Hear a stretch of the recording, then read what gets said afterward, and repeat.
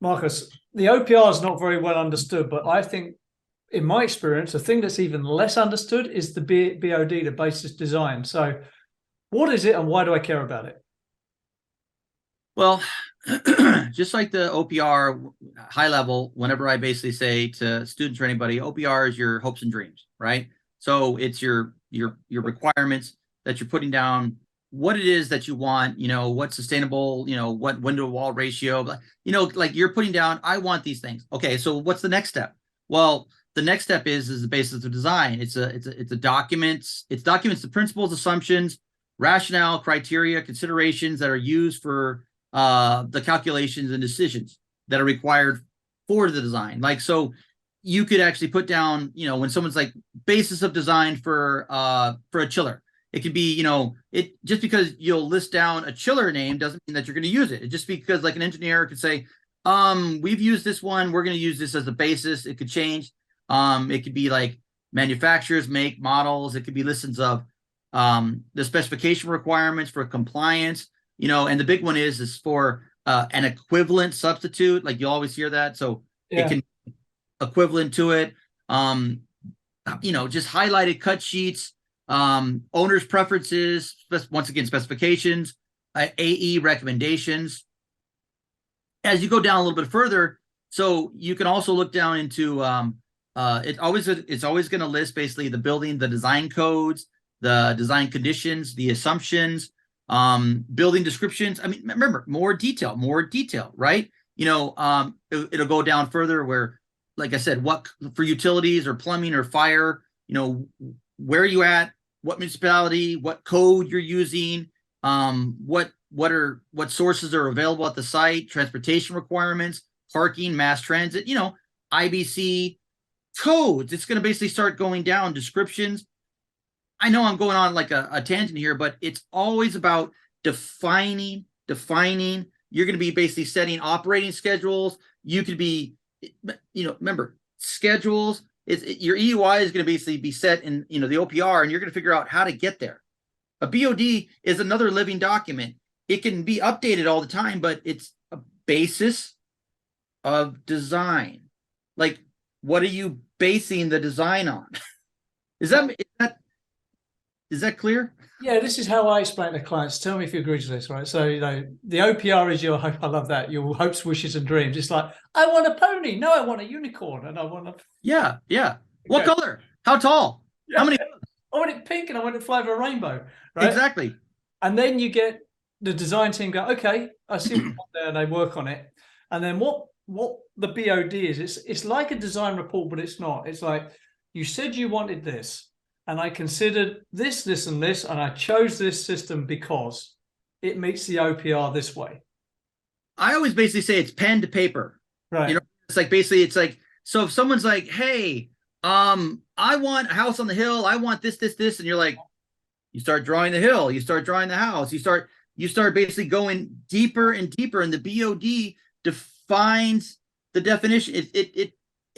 Remember, OPR, broad, all the things that you want. The BOD starts to define how you're gonna actually make all those come true. You gotta have, for me, I believe you gotta have both. Sometimes they'll say, I have a BOD, I don't have an OPR. I'm like, then how did the BOD get created? I don't know. I just feel like there's sometimes processes are being missed, and I know OPR is like a lead thing, or in the last few years, but just follow the process. Yeah. Narrow it down, figure out what it is, work with the owner, draw the beautiful Picasso, don't leave out details. I don't know. I want a pony and I'm getting a pony. My daddy's getting me a pony. Yes. But if I was a dad buying a pony, I'd be like, so what kind of pony do you want? What year? You want an Arabian pony? Yeah. Do you want a Yellowstone pony? I don't know. I'm just making up pony names at this point, right? But it's just like, just define it. You know what I mean? It's just get to the details, because God is in the details, right? Am I allowed to say that?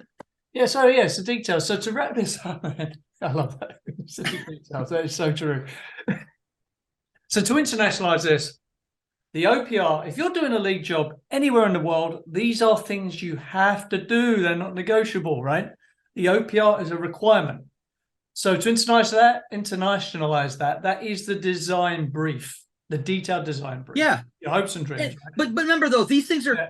these are something that you have to be able to go, can I look at the BOD? Can I look at the OPR? Yeah. So here's another thing. So when the building's done and you want to basically do renovations 10 years from now, you're going to look at the OPR, and then you're going to basically create a CFR, a current facilities requirements. We can talk about that in the next one, right? But at the same time, it's like you're always saying, what was it? Remember, the basis of design, for God's sakes, it just means like, how was this created? What was your thought? What was your impetus? What do I have to follow and to basically check? Like, you have to check these off. You know what I mean? You have to have something to base it on. I know you're frustrated because it's obvious to you, but to introduce OPR is design brief. Basis of design is design report that responds directly to the design brief. It's a letter back to them. We're doing this because you wanted this, right? And this is always for the owners, the facility, those people, like, later when when we make sure that these are, a systems manual, O&M's manual, like OPR, BOD, when we turn over a commission report, and we're like, here's your sequence of operations. Here's how your building runs. When you turn this over to the owner, they're going to go, oh, thank you. This is what I paid $100 million for. Oh, I can actually make my building run. Where's my manual? So when the facility engineer opens it up, it shouldn't be like, where is it? Once again, this gets to another one of how the OPR and the BOD should be written, specifications. We can go into another one, but you have to have it how the owner wants it to be working together. Yeah. Don't go, I have a BOD. The owner should be like, here's some templates. This is how I want to see it. This is how we want to see it. Like, I believe the engineers and architects need to be basically more collaborative. Okay. And maybe the owner needs to pay more, whatever it is. But at the same time, it's just like, you got to come down to what works for everybody and how everybody can make it that much better together. Yeah, I agree. So to wrap this up, then there's like the OPR, the BOD, then you've got like the handover, the systems manuals, the O&M manuals, and then you've got the CFR, right? So the current facilities requirements, this is an American term, I'm using America. The equivalent to that in the UK is called the base building definition. When I was a property developer, we handed a job over and we gave the base building definition to the leasing people, to the occupiers, to tenants. This is the building, this is how it works, this is what it does. And then that's the basis for any change going forward, right? That's the CFR. So that's a story for another day. Let's wrap it up there.